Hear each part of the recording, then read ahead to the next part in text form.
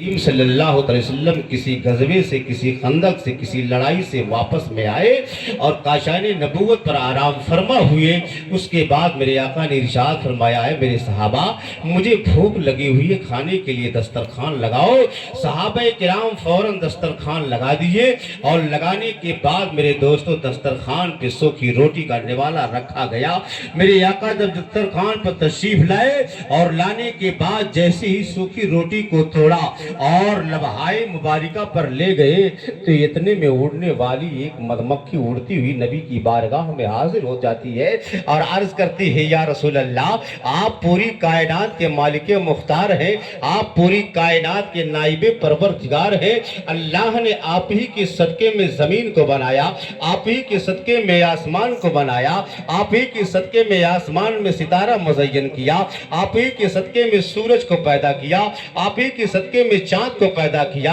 آپ ہی کے صدقے میں زمین و زماں کو پیدا کیا، آپ ہی کے صدقے میں مکین و مکہ کو پیدا کیا۔ یا رسول اللہ آپ ہی کے صدقے میں اللہ رب العزت نے پوری کائنات کو پیدا فرمایا ہے۔ آپ امام الانبیاء ہو کر اور آپ کی زبان اطہر پر سوکھی روٹی کے نوالے، کیا اس کے ساتھ سالن اور ساگ سبزی نہیں ہے؟ آقا ارشاد فرماتے ہیں، مدمکھی سنو سنو، یہ بھی اللہ کا رزق ہے، اسے کھانا چاہیے اور اپنے بھوک کو مٹانا چاہیے۔ عزیزان ملت اسلامیہ، آقا کی بارگاہ میں مدمکھی عرض کرتی ہے، یا رسول اللہ اگر چند لمحے ٹھہر جائیں تو ہم اپنے چھتے سے شہد لے کر آپ کی بارگاہ میں حاضر ہو جائیں۔ آج کہا جا رہا ہے کہ نبی کسی چیز کا مالک و مختار نہیں ہے، بتاؤ یہ اڑنے والے کیڑے مکوڑے کی زبان میرے آقا سمجھ رہے ہیں اور اس کے سوال کا جواب بھی دے رہے ہیں۔ آقا ارشاد فرماتے ہیں، ٹھیک ہے مدمکھی۔ مدمکھی نے کہا، یا رسول اللہ میرے ساتھ دو صحابہ کو بھیج دیا جائے تاکہ وہ چل کے اپنے ہاتھ سے نکال کر لائیں۔ دو صحابہ پیچھے پیچھے چلے جا رہے ہیں۔ مدمکھی گئی اور جانے کے بعد اپنی سہیلیوں سے کہتی ہے، اے میری سہیلیوں آج کے دن اپنے چھتوں کو چھوڑ کر باہر چلی جاؤ، اس لیے کہ آج ہماری شہد سے دونوں جہاں کے مالک مختار امام الانبیاء اپنی زبان سے اس کا ذائقہ حاصل کریں گے اور اس سے کھانا تناول فرمائیں گے۔ فوراً ساری مدمکھیوں نے چھتے کو چھوڑ کر باہر چلی جاتی ہے اور یہ دونوں صحابہ جاتے ہیں، اپنے ہاتھ سے شہد کو نکالا اور نکالنے کے بعد جب واپس ہو کر نبی کی بارگاہ میں آئے اور دسترخوان پہ رکھا، اتنے میں فوراً مدمکھی بھی اڑتی ہوئی چلی آئی اور آنے کے بعد میرے دوستو آقا نے جیسی ہی سوکھی روٹی کا نوالا اور اس شہد میں چبھویا، چبھونے کے بعد اپنی زبان پر لے گئے تو بہت ذائقہ اور لطف اندوز ہوئے۔ میرے آقا نے ارشاد فرمایا ہے، مدمکھی یہ بتا اگر کوئی میٹھا چیز بناتا ہے تو اس کے لیے کوئی سانچہ ہوتا ہے، اگر کوئی چیز تیار کیا جائے تو اس کے لیے کوئی فریم بنایا جاتا ہے، تب انسان جا کے اس کے اندر حلولیت طاری کرتا ہے،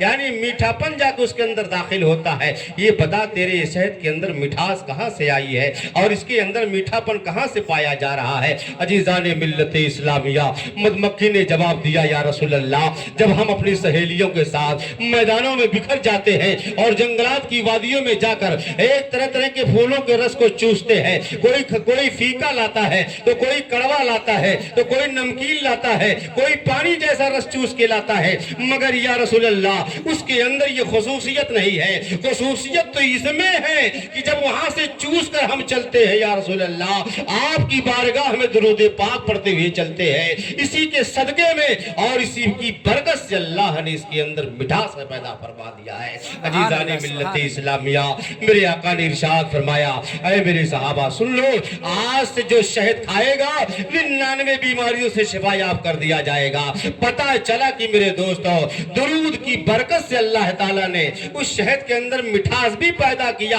اور سرکار کی زبان اطہر سے الفاظ ادا ہو رہے ہیں کہ جو اس شہد کو کھائے گا 99 بیماریوں سے شفا یاب کر دیا جائے گا۔ اسی لیے کہا گیا ہر درد کی دوا ہے صلی علی محمد، تعویذ ہر بلا ہے صلی علی محمد۔ تو درود پاک آپ خود اپنے امام صاحب سے سیکھیں اور اس پر عمل کرنے کی کوشش کریں، انشاءاللہ درود پڑھتے رہیں گے، زبان میں جو زنگ لگا ہوتا ہے درود کی برکت سے صاف ہو جائے گا، دل کے اندر جو تاریکیاں لگی ہوئی ہے اس درود کی برکت سے دل میں روشنی پیدا ہو جائے گی اور درود پڑھنے سے مسلمان کے چہرے پر اور پیشانی پر روشنی پیدا ہو جاتی ہے۔ عزیزان ملت اسلامیہ، تو درود پاک پھر ایک بار بلند آواز سے پڑھنے کی سعادت حاصل کر پڑھیں، اللہم صلی علی سیدنا مولانا محمد بارک وسلم صلاۃ و سلام علیک یا رسول اللہ صلی اللہ علیہ وسلم۔ نعت پاک ایک چند اشعار میں آپ تمامی حضرات کے حوالے کر رہا ہوں، ملاحظہ فرما لیں۔